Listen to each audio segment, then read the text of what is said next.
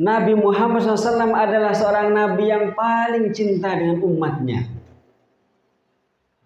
Paling cinta dengan umatnya. Apa buktinya? Banyak. Mulai dari saat Rasulullah SAW hidup, saat dalam perjuangannya, menjelang kematiannya, bahkan nanti di akhirat masih memikirkan kita.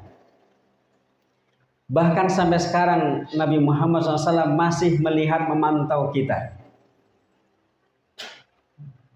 Kita akan lihat satu persatu Bapak Ibu, bagaimana cinta Nabi kita kepada kita umatnya.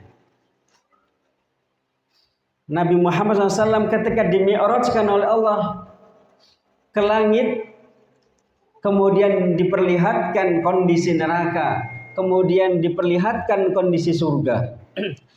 Ketika masih di surga, Malaikat Jibril menawarkan, atas perintah Allah, menawarkan kepada Nabi Muhammad, ya Muhammad, sesungguhnya Tuhanmu menawarkan kepada engkau untuk tetap tinggal di surga atau kembali lagi ke dunia. Maka Nabi Muhammad SAW karena dorongan cintanya kepada umatnya memilih untuk kembali ke dunia yang resikonya menelan pil pahit perjuangan, dikatakan orang gila, dikatakan penyihir, dikatakan majnun, bahkan mengalami tribulasi, gangguan, cobaan, siksaan dan sebagainya. Karena cintanya kepada umatnya, menuntun umatnya sampai akhir perjuangannya. Bagaimana Nabi kita ketika dakwah ke Taif, Masya Allah, bersama Zaid bin Thabit, berdakwah ke Taif, namun apa yang beliau terima dalam sambutannya, disambut oleh masyarakat Taif dengan lemparan, cacian, hinaan, dari anak-anak sampai orang tua, wanita, laki-laki semua melempari tubuh Rasulullah SAW. Sampai akhirnya semua badan Nabi berdarah, lutut Nabi berdarah, tangan Nabi berdarah, tapi darahnya tidak sampai jatuh ke tanah. Karena kalau kaidahnya, kalau sampai darah Nabi jatuh ke tanah, maka hancurlah kaum tersebut.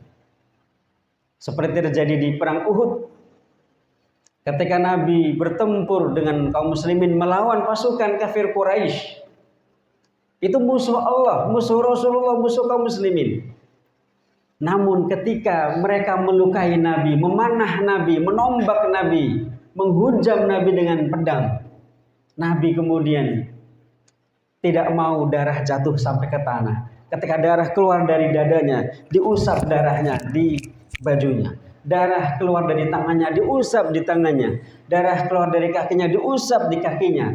Beliau tidak ingin, walaupun itu musuh Allah, tidak ingin mereka hancur. Karena malaikat di atas itu sudah siap siaga.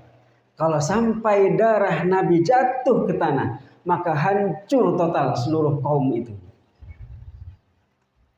Maka ketika di Taif,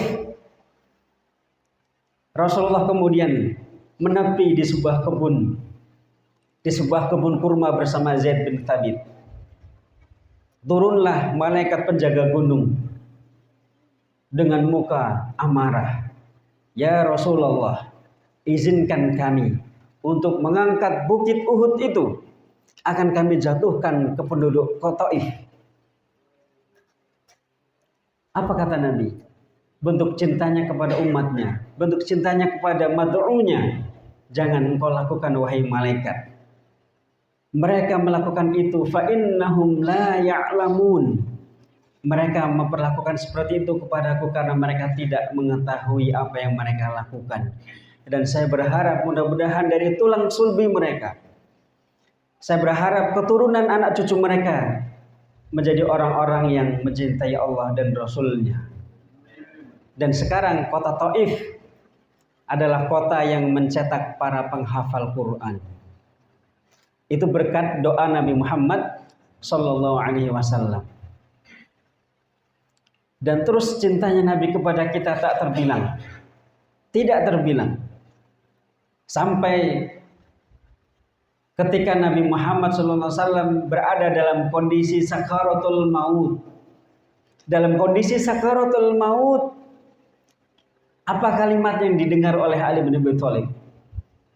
Ummati, ummati. Umatku, umatku. Seolah-olah Nabi Muhammad SAW enggan, tidak mau berpisah dengan kita umatnya.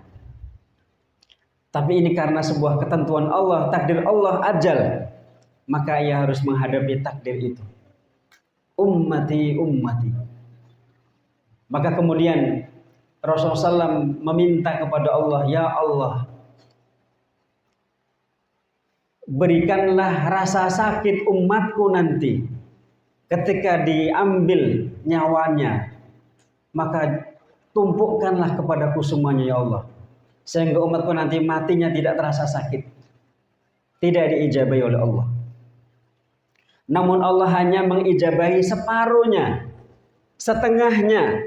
Rasa sakit yang akan dialami umat manusia, umatnya nanti dari beliau sampai akhir zaman, separuhnya sudah diambil oleh Nabi Muhammad sallallahu alaihi wasallam. Setengahnya pun yang dirasakan oleh orang yang meninggal dunia adalah seperti kulitnya disayat-sayat, seperti dikuliti oleh pedang yang sangat tajam, seperti ikan yang ditarik durinya dari badannya. Sangat sakit. Dan setengahnya sudah diambil oleh Nabi Muhammad sallallahu alaihi wasallam. Maka Rasulullah SAW pernah suatu saat menangis memikirkan umatnya.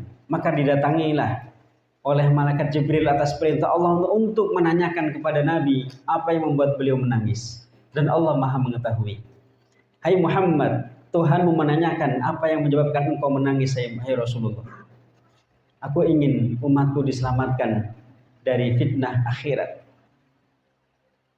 Maka kemudian malaikat Jibril lapor kepada Allah, dan Allah mengabulkan bahwa seluruh umat Muhammad, seluruh umat Nabi Muhammad yang mempunyai iman, yang pernah mengucapkan kalimat la ilaha illallah, semuanya akan masuk surga insyaallah.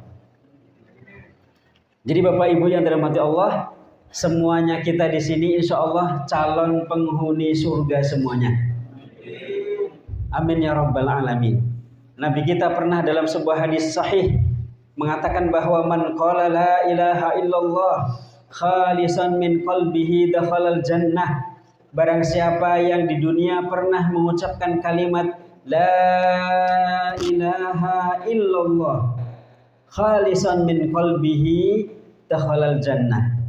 Barang siapa yang di dunia pernah mengucapkan kalimat tiada Tuhan selain Allah, ikhlas dari hatinya, dia akan masuk surga. Jadi insya Allah kita semuanya akan masuk surga jika kita meninggal dalam kondisi iman.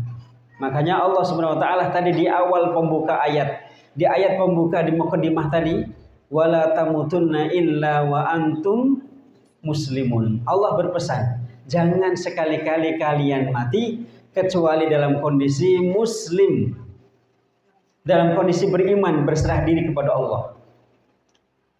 Ini jaminan dari Allah bahwa setiap orang mukmin yang beriman, walaupun imannya sebesar zarrah pun akan masuk surga insyaallah ta'ala. Pun nanti di akhirat Rasulullah SAW memberikan syafaatnya kepada kita umatnya, bahkan seluruh manusia yang ada. Ketika di padang mahsyar, di sebuah tempat yang sangat mengerikan, tidak ada tempat yang bergantung kecuali kepada Allah, tidak ada naungan kecuali naungan Allah. Semuanya ingin mencari, berlomba-lomba mencari syafaat dari para nabi. Lari kepada Nabi Adam, minta syafaat. Nabi Adam tidak diizinkan oleh Allah. Lari kepada Nabi Nuh, Nabi Nuh tidak diizinkan oleh Allah. Lari kepada Nabi Musa, Nabi Musa tidak diizinkan oleh Allah. Lari kepada Nabi Ibrahim, tidak diizinkan oleh Allah. Alasannya dalam sebuah hadis panjang, karena masing-masing nabi punya satu dosa. Kemudian yang terakhir, Nabi Ibrahim atau Nabi Musa menyarankan untuk pergi kepada Nabi Isa. Lari kepada Nabi Isa. Nabi Isa dalam hadis tidak punya dosa, tetapi tetap tidak diizinkan oleh Allah memberikan syafaat. Karena ada satu hadis khusus bahwa seluruh para nabi punya satu doa pamungkas. Dan seluruh para nabi sudah mengucapkan doa itu di dunia. Hanya ada satu nabi yang belum mengucapkan doa itu. Dan itu adalah aku, kata Rasulullah SAW. Akan aku gunakan doa ini untuk memberikan syafaat kepada umatku dan umat manusia.